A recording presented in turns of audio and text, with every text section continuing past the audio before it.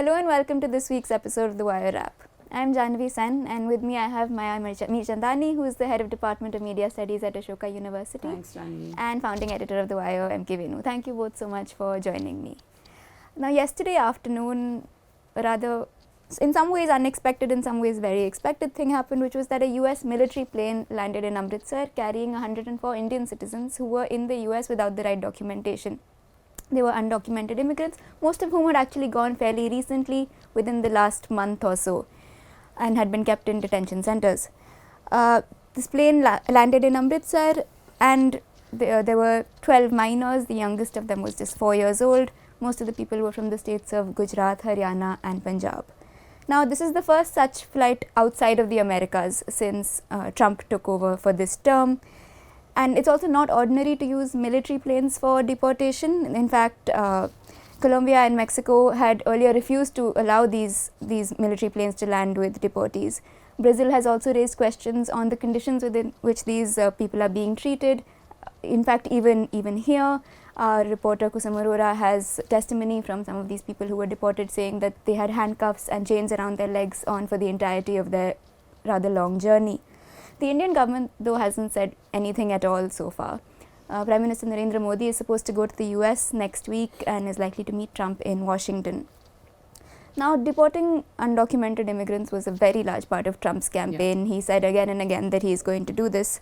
And the Indian Ministry of External Affairs had earlier said that, we can't say for certain how many people it's going to be, but if these people can prove that they're Indian citizens, you are going to basically support the US in its drive against undocumented immigrants. Maya, how do you see these events? What does it mean that they're happening so soon into Trump's presidency? How do you think they're likely to be seen in the US? And also, why do you think the Indian government hasn't responded? So let's start backwards. I think the Indian government is sort of playing down its reactions to this, primarily because Prime Minister Modi is expected there next week. And they're very careful about not wanting to get that meeting started off on the wrong foot. President Trump, as we all know, is impetuous, can be erratic, can swing from extremes on certain positions. I mean, we'll get to that later, but even on the tariff question, for example. So I think the unpredictability of the first 100 days of the Trump regime kind of indicates that they want to mute the response. At least that's the way I'm reading it. So that's the back half of your question. The conditions under which they came, from what the deportees have described, is essentially unacceptable. Firstly, they're civilians. Why they're not, terrorists who were serving out a prison sentence. They're not high security prisoners. So what was the need to send them in a military plane, as you mentioned that the other countries have refused receiving deportees like this, and certainly what was the need for handcuffs and chains? I mean, there is a more humane way of sending people back. I think it's going to be interesting to see just how India proceeds along this course, because as you've said, and rightly so, these people were kind of easy to identify because they've been caught trying to enter the United States illegally and have been sent directly into detention centers. I think the larger issue with illegal migrants from India is not these people you catch at the borders trying to sneak in, under the wires or in trucks. Or the question is how many who go on ordinary visas stay on and try to get lost in the system. And then what happens with them? And then they even become sort of regularized in a sense. I mean, they'll get social security numbers, they'll buy property, they'll, live with their families in obviously cities and towns that welcome or use these people.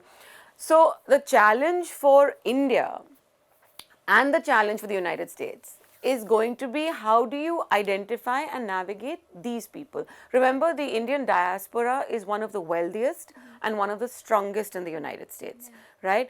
Even from within the diaspora, the legal migrants to the United States, there are concerns about reputational damage. You know, why are these people coming in like this and giving the rest of us a bad name when we want to assimilate with the United States and we're participating in every way?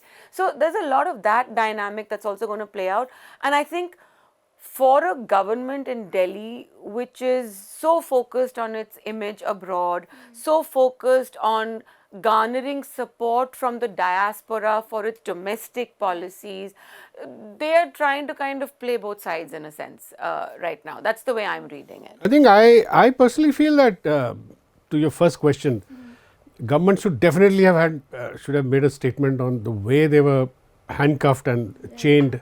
They were brought in. Any other government in the world would do it. What if there is a meeting with Trump a week from now? You have to state your position, right? So, I mean, would India do something like this with people that it may want to deport? I don't think India would. It's a very serious human rights question also, the way you treat immigrants. And I don't. Trump, in any case, Trump is Trump. So by not responding, you're not going to get any make Trump any more predictable than he is now. And the other larger point that I would like to make is Trump is at present, everything that he's doing, it is optics. Even the illegal immigrants that he's undocumented immigrants that he's deporting, the first phase is optics, because as Neeraj Kaushal, the economist who teaches at Columbia, who is an immigration policy expert, she wrote for us last week, and she said that if they deport all of 13 million odd people undocumented as per Pew survey, what will happen to the American there is a local study, American Immigration Council study, which says that their GDP will get hit. There will be massive wage inflation. So I think we'll have to wait and see. As Maya says, we'll have to see what he does in his first 100 days. There's a lot of noise at the moment. Yeah. What you were saying about optics and threats, maybe we can go into talking about the things he said about tariffs, the ones he announced and then had to stall, the ones he's threatened even against India. He's threatened to also. Yeah, I just wanted to add one thing and sort of take this further. You know, the idea that migrants or immigrants, legal or undocumented, contribute in a real way to day-to-day US business, business functioning, is something that I'm not sure the political class has factored in quite clearly, whether it's construction, whether it is services, whether it is agriculture, fruit picking, whether it is railway management. All these various industries depend heavily on undocumented workers because they work cheaply.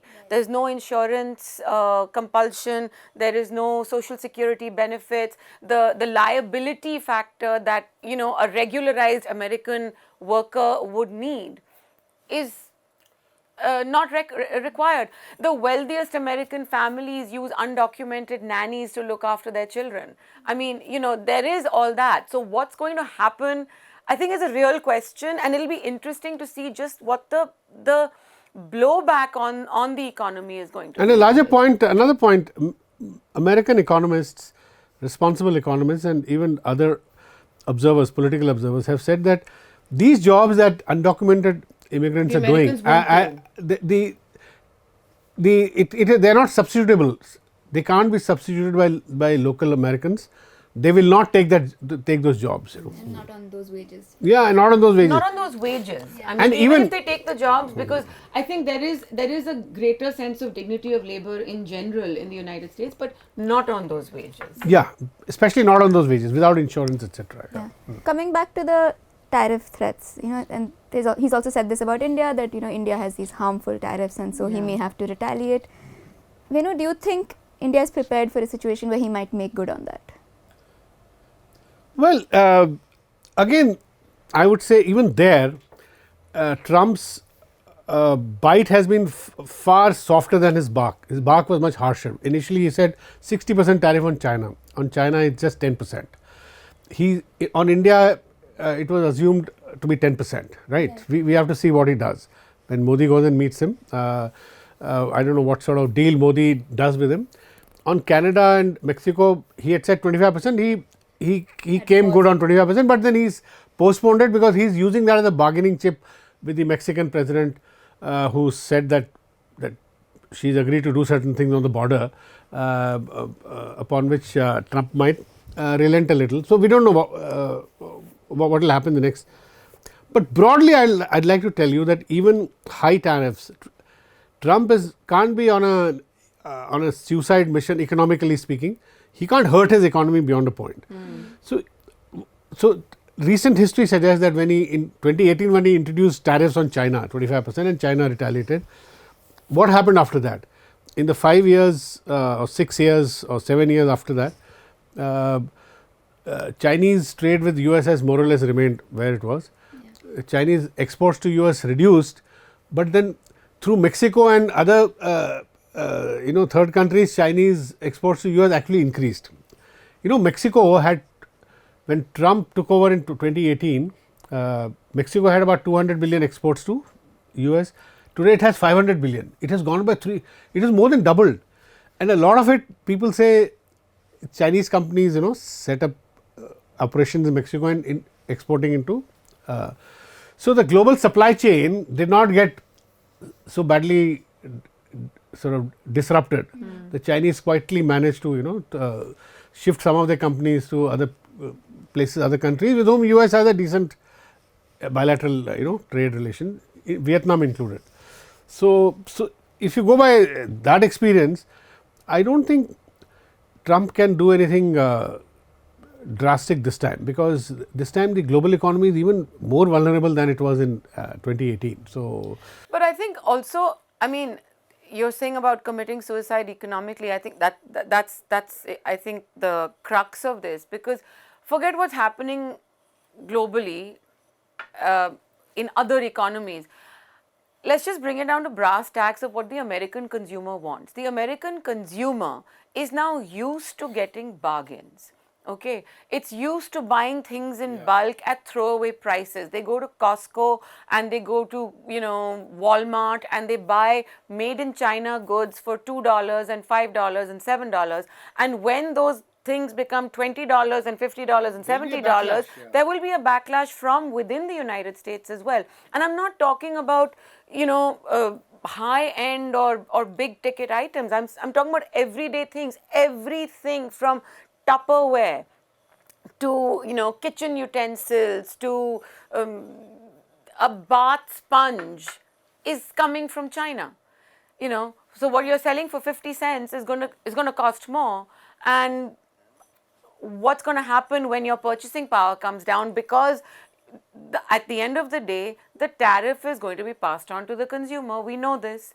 And with retaliatory tariffs as well, look, Trump is a businessman at the end of the day. And I think let's not lose sight of that. You're right. What he does and say has optical value and has populist value.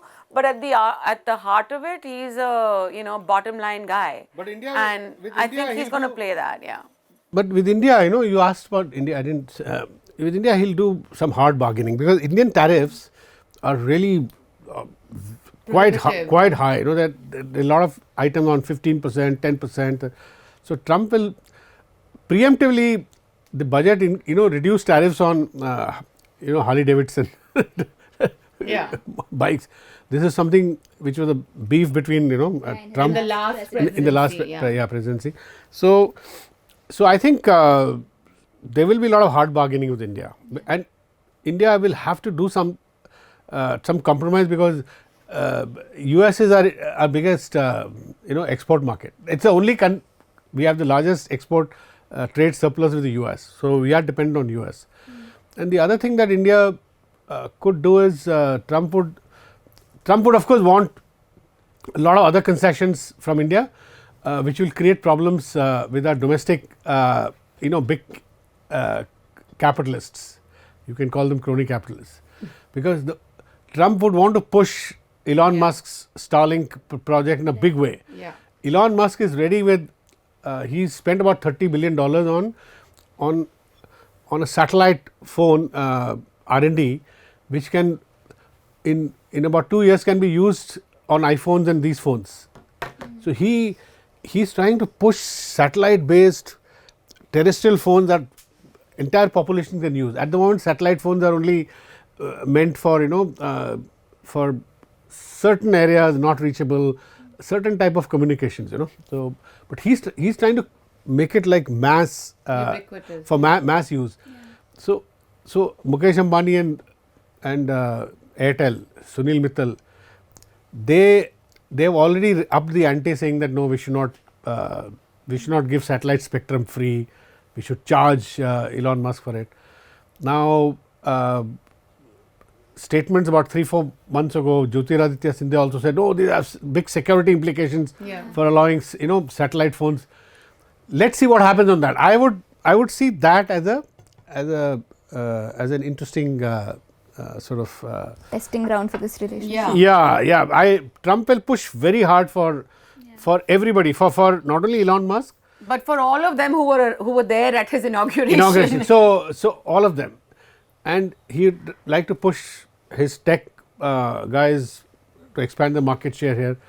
Amazon. I think tech is going to see a lot of contention. Amazon, Indian regulation has been very, very harsh on Amazon in India. Amazon is at the moment in the courts, Supreme Court, because they were raided by our ED or whatever income tax, and their computers were seized, etc. And they have gone. Now all these kind of things will happen. The Indian agents will have to be very careful, regulatory agencies. So we'll have to see how the big guys there and the big guys here, how their interests, the big businesses there and big businesses here. There is concentration, right?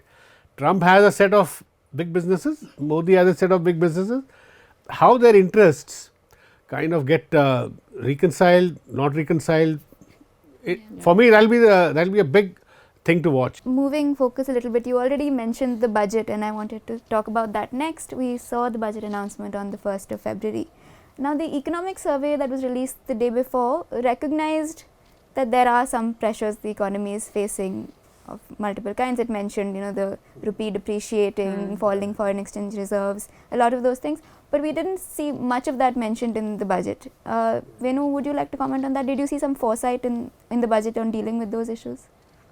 I don't think so, because the biggest issue flagged by the economic survey, which the opposition parties also spoke about, I think, was very candidly they admitted that there was a big trust deficit between government and businesses, and the survey says that it was and it is the government's responsibility foremost to start addressing this trust deficit. Now, obviously budget makes just numbers and assumptions. Trust deficit is a very qualitative phenomenon. Budget hasn't done anything to deal with trust deficit, and regulatory cholesterol, as they say, experts call it, massive regulatory problems. As we speak, Indian banks are asking small businesses, old customers, even individuals, senior citizens, to renew their KYC. You're dealing with people for 15 years, 20 years, and they're not releasing salaries of small businesses because of KYC. Our own, why we are a small organization, our own bank insisting on KYC a day before the release of salaries. I mean, it's our money, they're putting a gun on our heads. So this is a great ease of doing business, is it? So I think this government at the level of administration, the right hand doesn't know what the left is doing. They make all kinds of claims, something else happens on the ground, and this state of affairs continues. And as far as the overall effect of the budget is concerned, we are in a declining GDP scenario, declining everything scenario, declining savings, declining consumer confidence.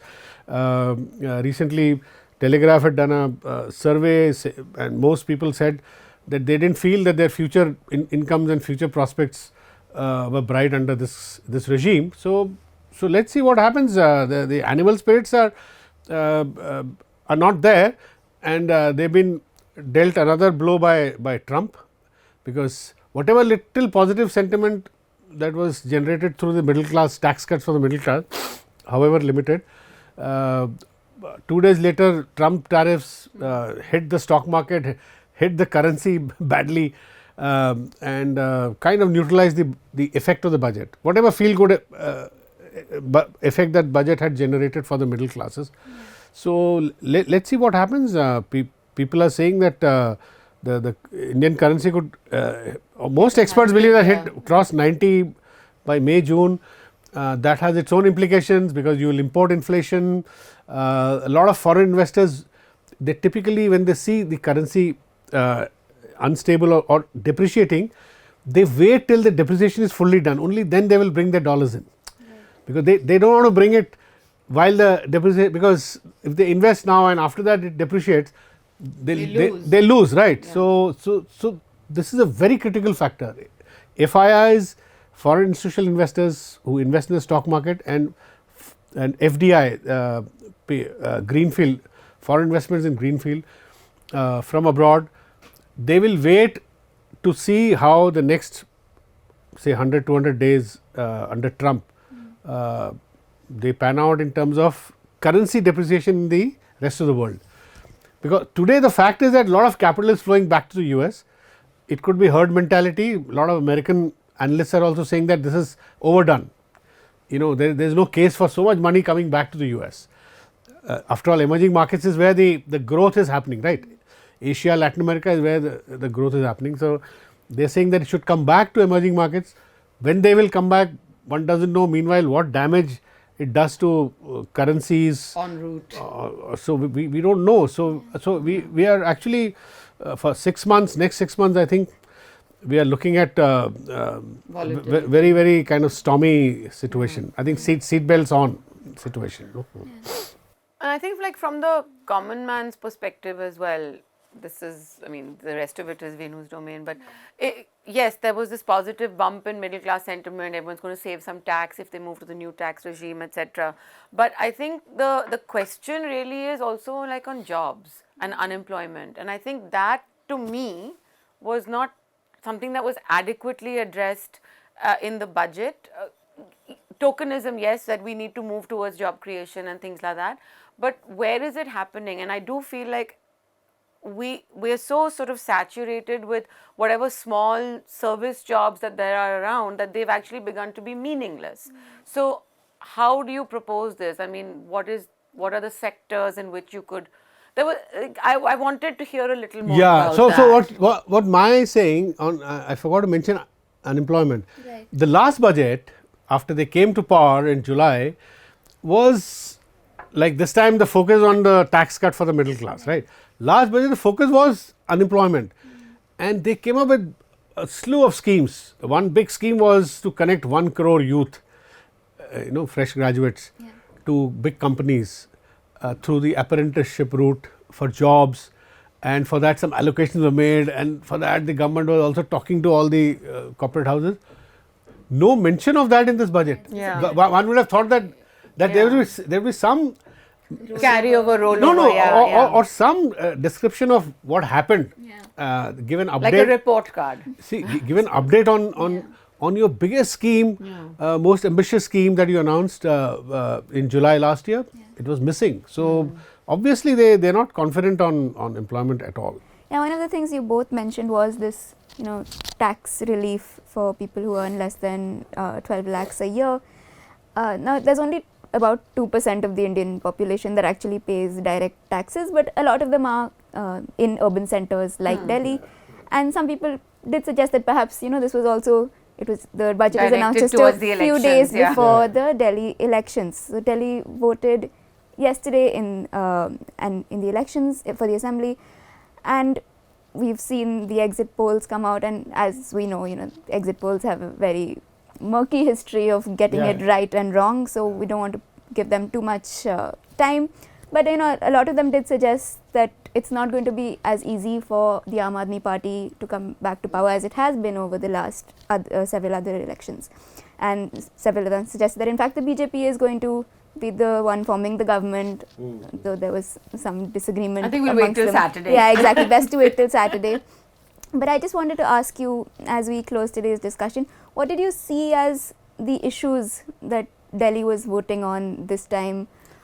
I think one of the things that I heard a lot there were two things that I heard, and it depended on the class of people you were talking to. So in like the lower income areas, you heard the sops that were being given by not just the Aam Aadmi Party, but by everybody. They were all kind of do this one-upmanship on bravery in this election.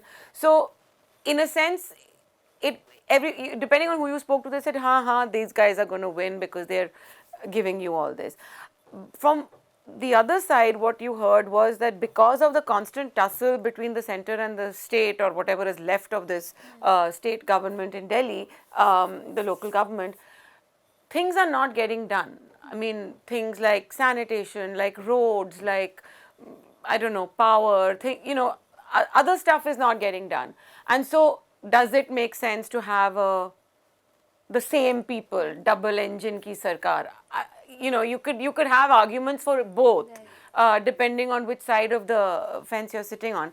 But I think the question really is that a lot of people in Delhi feel that between the center and the state, whether or not it's the same party in power or different parties in power, you cannot allow the national capital to be the way it is beyond the 10 square miles or 5 square miles of Lutyens, Delhi. I mean, you may not call it whatever you want to call it, Lutyens or whatever other name that they've given at this time. But the fact is that beyond this area, everyone knows what's going on, I don't know. Law and order is not in the assembly's hand, in the chief minister's hand. You asked about the tax break for the middle class. Yeah. So just be sure that 90% of Delhi voters, they are outside of this tax regime. Yeah, because they would be probably in the bracket of no tax. I think under 4 lakhs, under 4 lakhs a year. So that would be the bulk of the, and they are totally with. In my view, they've always been with the Aam Aadmi Party. Yeah. Some of them may have, and the central government employees are very happy, but most of them are voting for BJP in any case. Yeah. So Delhi's population maybe some 7-8% be central government employees. But I think that the professional salary classes are the ones who reacted to the tax breaks in any case, not really the rest of Delhi. Or possibly the Aam Aadmi Party will lose some of its support base, but if women voters they've done so much for the for women voters, free bus rides and various that they I think they are still with Aam Aadmi Party. Women, I think, I would be interested to see which way Northeast Delhi has voted, because even in the early phases of polling, by the time they were giving turnout figures, you saw some of the higher turnouts coming from Northeast Delhi, which was affected by the riots in 2020. So I am really curious to see what's happened over there. I mean, I think that was also a turning point in the way people looked at the Aam Aadmi Party. And, in Delhi. Although many exit polls do suggest that BJP has improved a lot and may even be in many exit polls has an edge over the Aam Aadmi Party. I would wait for the full results because I am convinced that in Delhi, women voters won't tell you the truth. Even male voters won't tell you, because Delhi is so polarized and there is so much fear in Delhi of the Delhi police and all. People coming out of the exit polls would be, in my view, would be suspect, because people won't speak the truth. Yeah. I guess just 2 days to go, and I think Saturday has the results, right? I also feel like from everybody I spoke to on the ground, I think it's been such a tight race this time that, I mean, the exit polls are also in that area of it being And I mean, a it's tight undeniable race. that Yeah. AAP has seen a lot of pressure in the last. One last factor. I mean, they've seen the full might of the state against the party, and I think that's not lost on people as well. That state governments are under so much, ED, CBI, this, that, excise department, everything, every institution or weapon in their armory that the center has is being deployed against state governments, and we've seen that with the Aam Aadmi Party. And one last factor, lower middle class. I was speaking to some AAP analyst within AAP who's part of the election management team. He was telling me this morning that the lower middle class has voted much more than the upper middle class in terms of. Isn't that always the case? He said that is always the case, and it continues to be the case. So he was saying that if BJP is to really challenge us, and then they will have to take away a chunk of the lower middle class votes, which we do not know whether it's likely to happen. I guess we'll see on Saturday. Yeah. So and also given the way the exit polls have been in the general elections, I'm just saying let's just wait and watch. Let's see which way it goes. We don't need people dancing in the studios right now, basically. That's all we have time for today. Thank you both so much Thanks, for joining Jahnavi. me, and thank you for watching.